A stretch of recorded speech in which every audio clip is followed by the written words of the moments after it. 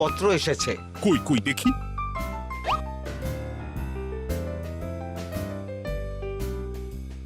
ঠিক আছে, তুমি এখন এসো। কিসের পত্র মহারাজ? দাঁড়াও, আগে গোপাল আসুক, তারপর বলছি। এই তো চলে এসেছি মহারাজ। দেখুন, আজকেও দেরি। আপনি কিছু গোপালকে বলেন না বলে লাই পেয়ে পেয়ে গোপাল আপনার মাথার উপরে উঠে গেছে। আমার নাম কি চুল নাকি যে মাথার উপরে উঠবো? আপনিও পারেন বটে। আমার নিজেরটাকেই চুল নেই। বাদ দাও, শোনো, আমি একটা নিমন্ত্রণ পত্র পেয়েছি। পাহাড়পুর রাজ্যের জমিদার বল্লভ নারায়ণ আমাকে নিমন্ত্রণ করেছেন। এ তো বেশ সুসংবাদ মহারাজ। পাহাড়পুর অপূর্ব সুন্দর রাজ্য, আপনি ঘুরে আসুন মহারাজ। না না না না না, আমি একা যাব না, তোমাকেও যে যেতে হবে। আজ বিকেলেই বেরোবো, তুমি জামা কাপড় গুছিয়ে রেখো। এ আমার পরম সৌভাগ্য মহারাজ। এ কি মহারাজ, গোপাল কেন যাবে? আমি কি দোষ করেছি? আমাকেও নিয়ে চলুন। না না না, তুমি রাজ্যের মন্ত্রী, আমি বেশ কিছুদিন থাকবো না, তাই রাজ্যটা তোমাকেই সামলাতে হবে। আচ্ছা আচ্ছা, আপনি তো রানীমাকেও নিয়ে যেতে পারতেন। আমি কোথায় কাকে নিয়ে যাব সেটা আমার একান্তই ব্যক্তিগত ব্যাপার। তুমি বেশি বোঝাতে এসো না মন্ত্রী। বেশ।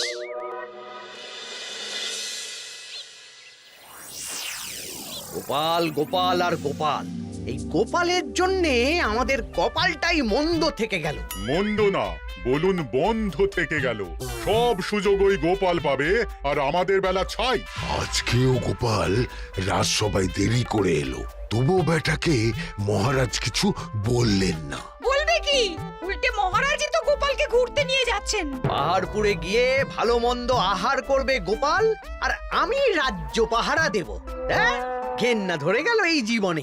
গোপাল যতদিন আছে ততদিন কিন্তু আমরা ওই ফুলে ফেপে উঠতে পারবো না। গোপালের যেন 7 খুন মাপ। আমরা তো বানের জলে ভেসে এসেছি।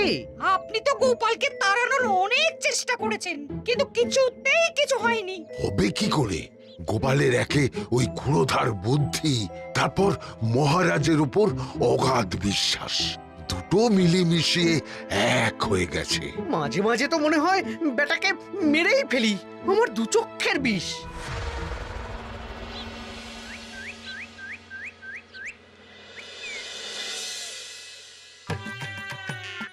বলছি গিন্নি, কি এত তুমি পোটলায় বাঁধছো বলো তো?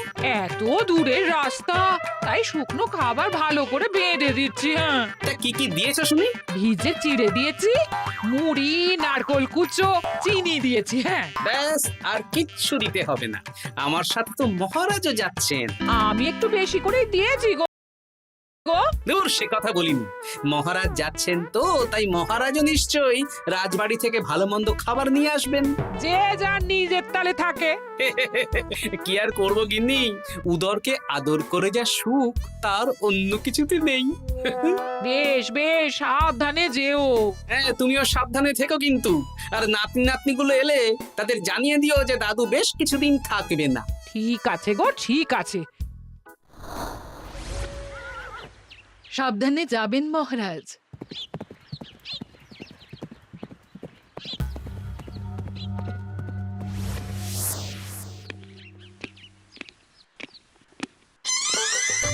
তুমি হুটহাট করে কোথায় চলে যাও বলো তো? আমি বিকেলে তোমার জন্য মুচমুচে বেগুনি ভেজেছি। সে ঠিক আছে, কিন্তু তোমাকে এখন রান্নাঘরে থাকলে হবে না গিন্নি। উমা, রাতের খাবার কে করবে শুনি? আমি তো এখন একটু একটু রান্না শিখে গেছি। এখন তোমাকে অন্য কাজ করতে হবে। কি কাজ? শোনো, বুঝতে পেরেছো তো? একদম জলের মতো পরিষ্কার বুঝে গেছি। তাহলে আর দেরি না করে যাও।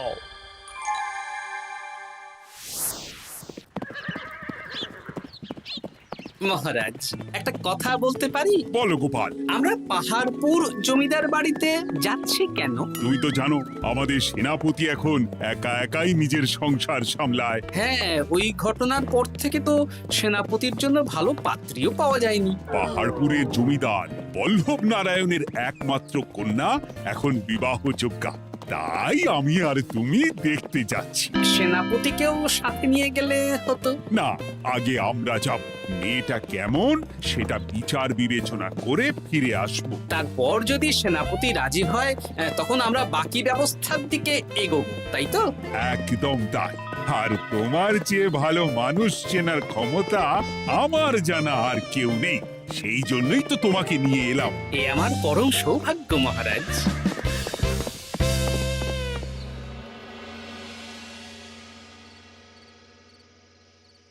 প্রণাম রানীমা। আরে মন্ত্রী গিন্নি যে, বলো বলো। এই কিছু বেগুনি ভেজেছি, তাই আপনার জন্য নিয়ে এলাম রানীমা। সরলা, তুমি ওটা রান্নাঘরে নিয়ে যাও। আচ্ছা রানীমা। মা, এই গয়নাটা পরে কি সুন্দর লাগছে আপনাকে। নতুন নিলেন? না না, বছরখানেক আগে বিবাহ বার্ষিকীতে মহারাজ গড়িয়ে দিয়েছিলেন। একটা কথা বলবো রানীমা? বলো না, কি বলবে? আমার মনে হয় আপনাকে আমাদের মহারাজ না আর আগের মতন ভালোবাসেন না। এই কি কথা বলছো তুমি? খোলা চোখে যা মনে হয় তাই বলেছে রানীমা। এই দেখুন না, মহারাজ হঠাৎ পাহাড়পুরে ঘুরতে চলে গেলেন আর আপনাকে নিয়ে গেলেন না। নিশ্চয়ই কোনো কাজ আছে, তাই আমাকে নিয়ে যাননি। ওই তো, এত ছাড় দিয়েছেন বলেই তো পার পেয়ে বসেছে। অপরাধ নেবেন না রানীমা। মহারাজ সব ব্যাপারে শুধু গোপাল আর গোপাল, কিন্তু বাড়িতে যে আপনিও আছেন সেটা মহারাজ খেয়ালই করেন না। আসলে গোপালকে মহারাজ খুবই স্নেহ করেন তো। আপনি আগে না গোপাল আগে? পাহাড়পুর তো এত সুন্দর জায়গা, চারিদিকে পাহাড়, পাহাড় থেকে নেমে আসছে নদী। ভাবুন আপনাকে মহারাজ নিয়ে যেতেন যদি। সত্যি তো, আমাকে তো মহারাজ নিয়ে গেলেন না। নিয়ে যাবেই বা কেন? আপনাকে তো আর মহারাজ আগের মতো ভালোই বাসেন না। সব ধ্যান জ্ঞান এখন শুধু গোপাল। হ্যাঁ, সত্যি তো, আমি তো এটা ভেবেও দেখিনি কখনো। গোপালই আপনার কপাল পুড়িয়েছে। আসছে রানীমা।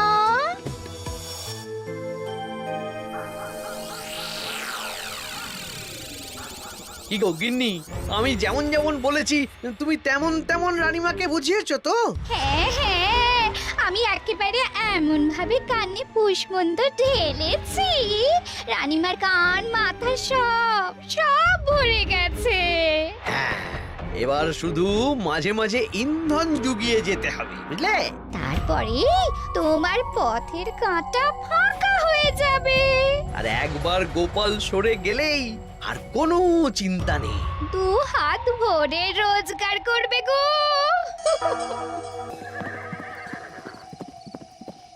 কি কেমন লাগছে যাত্রা? বেশ ভালোই মহারাজ।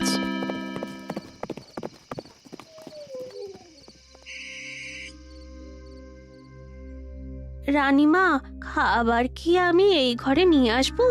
না, আজ আমি কিচ্ছু খাবো না, কিচ্ছু না, খিদে নেই, যাও। এ কি রানীমা, আপনি তো সেই দুপুরের পর কিছুই খাননি। তোমাকে একবার কিছু বললে তুমি বুঝতে পারো না? বলেছি তো আমার খিদে নেই, আমাকে বিরক্ত করো না, যাও।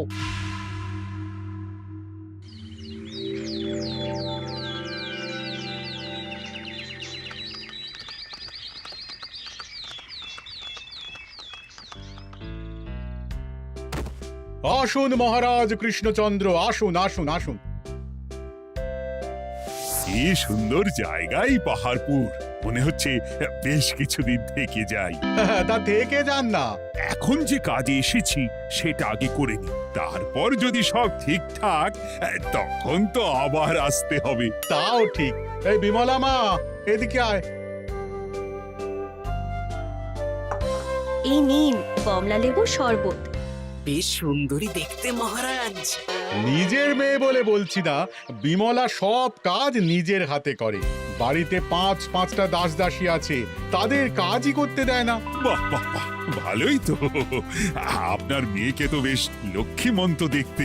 ও অনেক ছোটবেলায় মাকে হারিয়েছে, কিন্তু নিজের ইচ্ছে পড়াশুনো রান্না বান্না সব শিখেছে। যেমন হাতের রান্না তেমনই মাথায় বুদ্ধি। রান্না তো খেলেই বুঝতে পারবো। হ্যাঁ, আজ দুপুরে সব রান্না তো নিজের হাতেই করছে। আমি ওকে কিছু প্রশ্ন করতে চাই। দাঁড়িয়ে আছো কেন মা? বসো। মহারাজ, আপনার অনুমতি নিয়ে আমি বিমলাকে কিছু প্রশ্ন করতে চাই। করো না। আচ্ছা বিমলা, তোমার বয়স কত? আসছে শ্রাবণে আমি 19 বছরে পড়ব। আচ্ছা, শ্রাবণ মাসে জন্ম, বর্ষাকালে। বেশ বেশ। আচ্ছা বলো তো, মেঘের ডাকে জল ছেড়ে ডাঙায় উঠে পড়ে, মানুষ তাকে হাতে পেলে নিয়ে যায় ঘরে, এটা কি? কই মাছ। বাহ বাহ। এবার বলো তো, এমন কোন জিনিস যেটা একান্তই তোমার কিন্তু অন্যেরা বেশি ব্যবহার করে? আমার নাম। বাহ বাহ বাহ বাহ বাহ, খুব সুন্দর খুব সুন্দর। আপনার মেয়ের মাথায় বুদ্ধি আছে। আচ্ছা আচ্ছা, আরেকটা প্রশ্ন করব। বলো তো, একটা অঙ্ক পরীক্ষায় তোমার বাবা 100-তে 90 পেয়েছে, তুমি 100-তে 100 পেয়েছো, আর আমি 100-তে 95 পেয়েছি। তাহলে কে বেশি বুদ্ধিমান? আপনি বেশি বুদ্ধিমান। এমা, এটা তুই কি বললি রে? তুই তো 100-তে 100 পেয়েছিস, তাহলে তুই বেশি বুদ্ধিমান হবি না? না না, আমি হলে তো বুদ্ধিমতী হব। দারুণ দারুণ। জমিদার মশাই, আপনার মেয়ে সত্যি বুদ্ধিমান, না মানে বুদ্ধিমতী। এবার দুপুরের ভুরি ভোজটা খেলেই বুঝতে পারবো হাতের জাদু।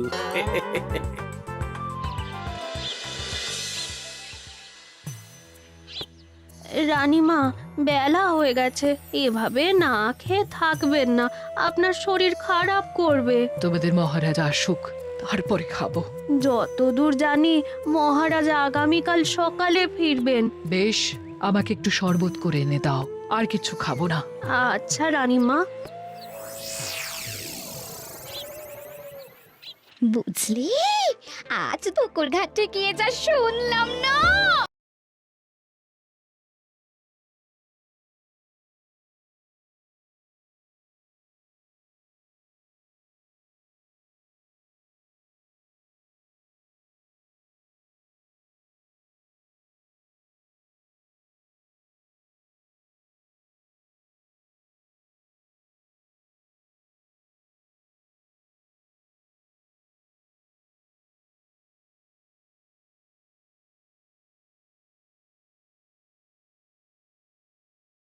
কি শুনলে?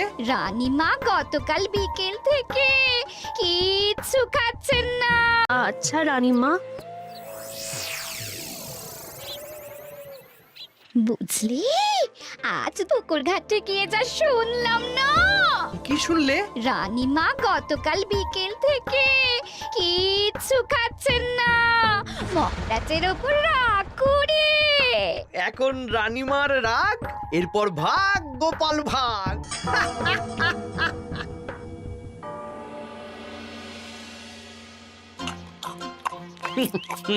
সত্যি বিমলা, তোমার হাতের রান্নার কোনো তুলনা নেই মা।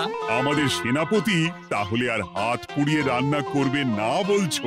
সে যদি কর্তাগিন্নিতে রাগারাগি হয় তখন। মা আমার লজ্জা পেয়েছে। তা আপনাদের কোনো আপত্তি নেই তো? কি যে বলেন, আপনার রাজ্যের সেনাপতি বলে কথা। বলছি, বিমলাকে তো আমাদের সেনাপতি দেখলো না, তাহলে? বিমলার একটা তৈলচিত্র আছে, আমি আপনাকে বরং সেটা দেব, আপনি ওনাকে গিয়ে দেখাবেন। সেই ভালো হবে, আমাদের খুব পছন্দ হয়েছে। তাহলে সেনাপতি রাজি হলে আমরা বিবাহের তারিখ চিঠিতে জানিয়ে দেব। আচ্ছা মহারাজ।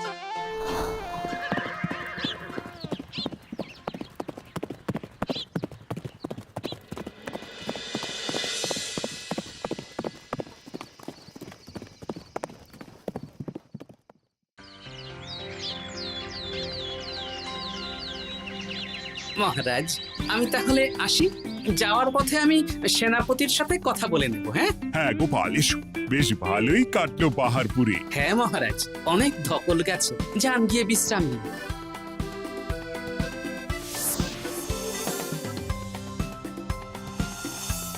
কি সেনাপতি, পছন্দ তো? হ্যাঁ, খুব পছন্দ হয়েছে গোপাল। তোমার চোখ তো দেখছি একেবারে জহুরের চোখ।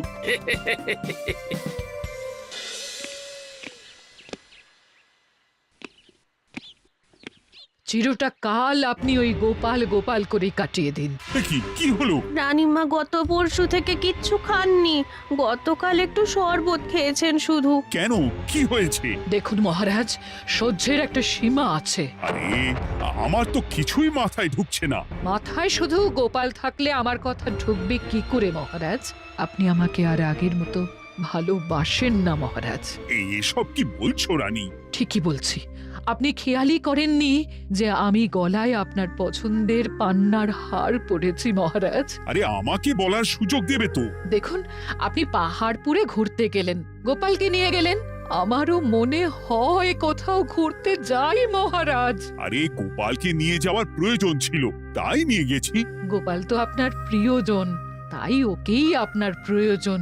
আমি তো কেউ না। দেখো, গোপাল আমার সব বিপদে আপদে পাশে থাকে, তাই ওকে ভরসা করি।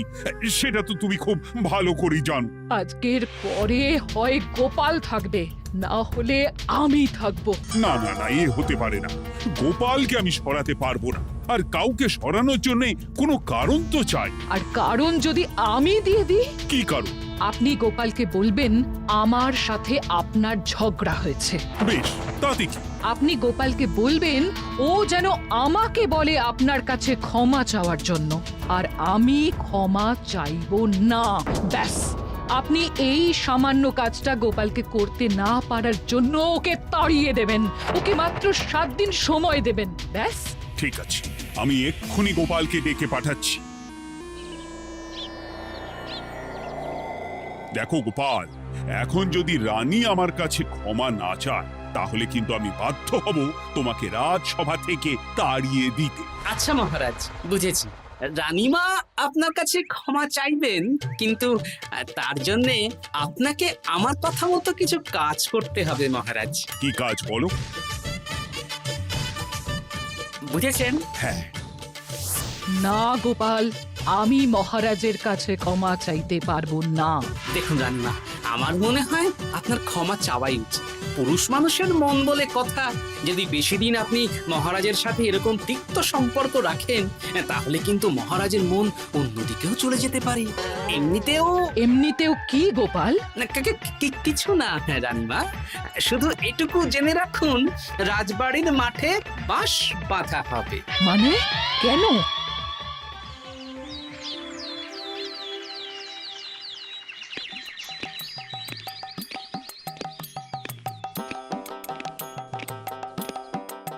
আসতে পারি মহারাজ?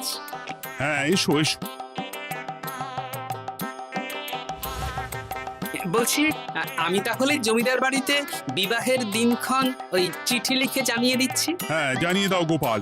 আর কি কি কেনাকাটা করতে হবে সেটার একটা তালিকা বানিয়ে ফেলো। আচ্ছা মহারাজ, ওই মেয়ের শাড়ি আপনি নিজে পছন্দ করে কিনবেন তো? হ্যাঁ, ওই শাড়িওয়ালাকে আজকে দুপুরেই আসতে বলো। আচ্ছা মহারাজ। বিয়ের শাড়ি, কেনাকাটা, এসব কি মহারাজ? সেসব বলা যাবে না রানী, সময় হলে জানতেই পারবে। তবে বিমলাকে অপরূপ সুন্দরী দেখতে, এটুকু বলতে পারি। দেখুন তো মহারাজ, ওই টোপরটা ঠিক আছে কিনা।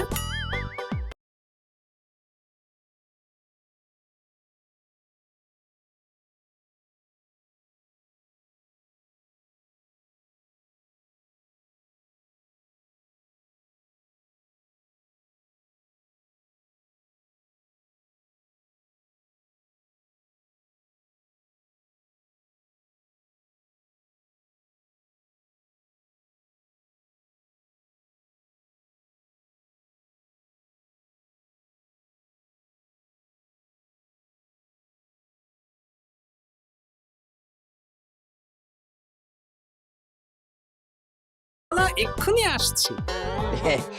আসছি মহারাজ। এসো এসো। কার জন্য শাড়ি লাগবে মহারাজ? রানীমার জন্য? না না, বিমলার জন্যে। বিমলাকে? এক অপরূপা তরুণী, বুদ্ধিমতীও আছে, ধীর স্থির, ঝগড়া করে না। বেশ, অনেক হয়েছে মহারাজ। দোহাই আপনার, আপনি দ্বিতীয় বিয়ে করবেন না। আমি ক্ষমা চাইছি। কি বলছো রানী? আমি বুঝতে পেরেছি, আমি আপনাকে গোপালের নামে 2-4 কথা শুনিয়েছি বলে আপনি বিয়ে করতে চলেছেন। আমি আর রাগারাগি করব না। আমাকে ক্ষমা করুন। ব্যাস, রানীমা ক্ষমা চেয়ে নিয়েছেন, মানে আমার চাকরিটা থাকছে। হ্যাঁ গোপাল, হ্যাঁ, দোহাই তোমার, মহারাজকে বিপথে চালিত করো না। আরে ধুর, আমি বিয়ে করছি নাকি? বিয়ে তো হবে সেনাপতির। ওর জন্যই তো পাত্রী দেখতে পাহাড়পুরে গেছিলাম, গোপাল আর আমি। তার মানে মন্ত্রীর বউ আমাকে ভুল বোঝালো? আবার মন্ত্রীর কোনো ষড়যন্ত্র হবে, ওকে না নিয়ে গিয়ে গোপালকে নিয়ে গেলাম বলে। সেনাপতির বিয়ের আগেই আপনি মন্ত্রীমশাইকে ধোলাইটা দিয়ে দিন। ঠিক বলেছ রানী, তুমি বরং শাড়ি পছন্দ করো, আর আমি চললাম মন্ত্রীকে ধোলাই দিতে। ওরে বাবারে, ওমা, তুমি এত নীচ, হ্যাঁ? তোমার গিন্নিকে দিয়ে রানীর কানে বিষ ঢালা। ওরে বাবারে, ওমা, ওমা, ভুল হয়ে গেছে, ভুল হয়ে গেছে, ক্ষমা করে দিন। এখন মন্ত্রীমশাই ভ্যাঁ করছেন, কদিন পরে সেনাপতির বিয়েতে প্যাঁ হবে ছাদনা তলায়।